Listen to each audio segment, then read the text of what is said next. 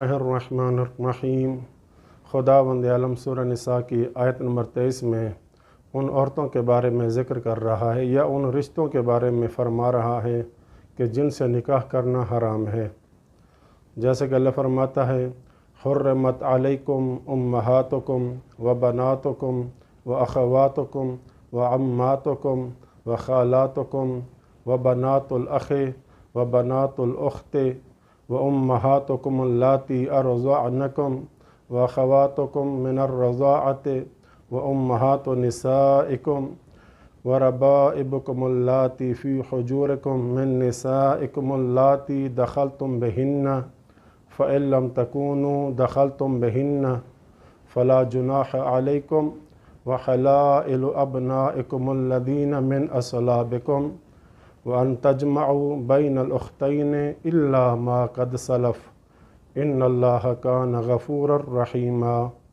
जिसका तर्जुमा यह है कि तुम पर हराम कर दी गई हैं तुम्हारी माएँ, तुम्हारी बेटियाँ, तुम्हारी बहनें, तुम्हारी फूफियाँ, तुम्हारी खालाएँ, तुम्हारे भतीजियाँ भांजियाँ और तुम्हारी वो माएँ जिन्होंने तुम्हें दूध पिलाया है, और तुम्हारी रज़ाई यानी दूध शरीक बहनें, और तुम्हारी बीवियों की माएँ, और तुम्हारे उन बीवियों की जिनसे तुमने मुबाशरत की है, वो लड़कियां जो तुम्हारी गोदों में परवरिश पा रही हैं। और अगर सिर्फ़ निकाह हुआ है मगर मुबाशरत नहीं हुई है तो फिर इन लड़कियों से निकाह करने में कोई मज़ाक़ा नहीं है। और तुम्हारे सुलभी बेटों की बीवियां, और ये भी हराम करार दिया गया है कि दो बहनों को एक निकाह में बाहम जमा करना मगर जो पहले हो चुका है। बेशक अल्लाह बड़ा बख्शने वाला और बड़ा रहम करने वाला है। सूरह निसा की आयत नंबर 22 में अल्लाह फरमाता है, वला तनकिहू मा नकह आबाउकुम मिनन निसाए इल्ला मा क़द सलफ़ इन्नहु कान फ़ाहिशतन व मक़ता व साअ सबीला। जिसका तर्जुमा यह है कि जिन औरतों से तुम्हारे बाप दादा निकाह कर चुके हैं उनसे शादी न करो मगर जो कुछ हो चुका सो हो चुका। बेशक यह खुली बेहयाई और नापसंदीदा अमल है और बहुत बुरा तरीका है। इन आयतों में ये बयान हुआ है कि महरम औरतें कौन कौन सी हैं जिनसे शादी करना हराम है, और इस लिहाज से 3 तरीक़ों से महरमियत पैदा हो सकती है। नंबर 1, विलादत के ज़रिए से, जिसको नसबी रिश्ता कहा जाता है। दूसरा तरीक़ा शादी ब्याह के ज़रिए से, जिसको सबबी रिश्ता कहा जाता है। तीसरा तरीक़ा दूध पिलाने के ज़रिए से, जिसको रज़ाई रिश्ता कहते हैं। पहले नस्बी महरम का ज़िक्र किया गया है जिनकी 7 किस्में हैं। वो ये हैं, जैसा कि कुरान ने कहा है कि तुम्हारे ऊपर तुम्हारी माएँ, बेटियाँ, बहनें, फुफियाँ, खालाएँ, भतीजियाँ, भांजियाँ हराम हैं।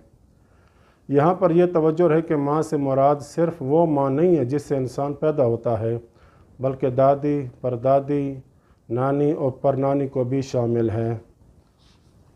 इसी तरह बेटियों से मुराद अपनी बेटी मुराद नहीं है बल्कि पोती और नवासी और इनकी बेटियां भी शामिल हैं।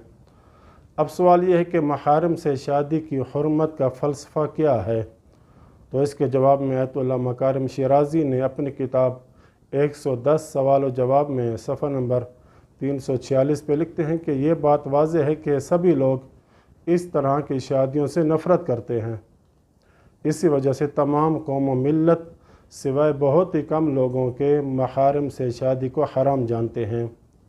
यहाँ तक कि मजूसी जो अपनी किताबों में महरम से शादी को जायज़ मानते थे, लेकिन आजकल वो भी इनकार करते हैं। अगरचे बाज़ लोगों की कोशिश ये है कि इस मौजू को एक पुरानी रस्म व रिवाज तस्वर करें, लेकिन हम ये बात जानते हैं कि तमाम नौ बशर में कदीम ज़माना से एक आम कानून का पाया जाना इसके फितरी होने की अक्कासी करता है, क्योंकि रस्म व रिवाज एक आम और दायमी सूरत में नहीं हो सकता। इसके अलावा आज ये हकीकत साबित हो चुकी है कि हम खून के साथ शादी करने में बहुत से नुकसानात पाए जाते हैं, यानी पोशीदा और मौरूसी बीमारियां ज़ाहिर और शदीद हो जाती हैं। न यह कि ख़ुद इनसे बीमारियां पैदा होती हैं, यहाँ तक कि बाज़ महरम के अलावा दीगर रिश्तेदारी में शादी को अच्छा नहीं मानते।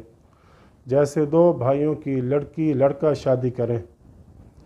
دانشوروں کا ماننا یہ ہے کہ اس طرح کی شادیوں میں موروثی بیماریوں میں شدت پیدا ہوتی ہے، لیکن یہ مسئلہ دور کی رشتہ داریوں میں کوئی مشکل پیدا نہیں کرتا۔ البتہ قریبی رشتہ داری یعنی ایک خون میں بہت سی مشکلات پیدا ہوتی ہیں۔ البتہ اسلام نے چچا زاد بھائی بہن میں شادی کو حرام قرار نہیں دیا ہے، کیونکہ ان کی شادی محارم سے شادی کی طرح نہیں ہے، اور اس طرح کی شادیوں میں خطرہ کم پایا جاتا ہے۔ اور ہم نے اس طرح کی بہت سی شادیاں دیکھی ہیں جن کے بچے صحیح و سالم ہیں اور استعداد و صلاحیت کے لحاظ سے بھی کوئی مشکل نہیں ہے۔ اس کے علاوہ محارم کے درمیان معمولاً جنسی جذابیت اور کشش نہیں پائی جاتی، کیونکہ غالباً محارم ایک ساتھ بڑے ہوتے ہیں اور ایک دوسرے کے لیے عام طریقہ سے ہوتے ہیں، مگر بعض نادر اور استثنائی موارد میں جن کو عام قوانین کا معیار نہیں بنایا جا سکتا۔ اور یہ بات بھی مسلم ہے کہ جنسی خواہشات شادی بیاہ کے برقرار رہنے کے لیے ضروری ہے، لہٰذا اگر محارم کے ساتھ شادی ہو بھی جائے تو ناپائیدار اور غیر مستحکم ہوگی۔ اور اسی طرح رضائی محارم کی حرمت کا فلسفہ یہ ہے کہ دودھ کے ذریعے انسان کے گوشت اور ہڈیاں مضبوط ہوتی ہیں، لہٰذا اگر کوئی عورت کسی بچہ کو دودھ پلاتی ہے تو وہ اس کی اولاد جیسی ہو جاتی ہے۔ مثال کے طور پر اگر کوئی عورت کسی بچہ کو ایک مخصوص مقدار میں دودھ پلائے تو اس دودھ سے اس بچے کے بدن میں رشد و نمو ہوتا ہے، جس سے اس بچہ اور اس عورت کے بچوں میں شباہت پیدا ہوتی ہے۔ دراصل دونوں اس عورت کا ایک بدن کا ایک حصہ شمار ہوں گے، جس طرح دو نسبی بھائی ہوتے ہیں۔ جہاں تک تعلق ہے دو بہنوں کو ایک ہی نکاح میں قرار دینا منع کیا گیا ہے۔ لکھتے ہیں کہ اس طرح کی شادی سے روکنے کا راز یہ ہو کہ دو بہنیں نسبی لحاظ سے ایک دوسرے سے بہت زیادہ محبت اور تعلق رکھتی ہیں، لیکن جس وقت ایک دوسرے کے رقیب ہو جائیں گی تو پھر اس گزشتہ رابطوں کو محفوظ نہیں رکھ سکتی۔ اس طرح ان کی محبت میں تضاد پیدا ہو جائے گا جو ان کی زندگی کے لیے نقصان دہ ہے، کیونکہ محبت اور رقابت میں ہمیشہ کشش اور مقابلہ پایا جاتا ہے۔ جن عورتوں سے شادی کرنا حرام ہے، اس حوالے سے تفصیلی طور پر فقہی احکام اقساط کی صورت میں اپنے اسی یوٹیوب چینل پہ اپلوڈ کرتے رہیں گے انشاءاللہ تعالی۔ وصلی اللہ علی محمد وعلی بیتہ الطاہرین۔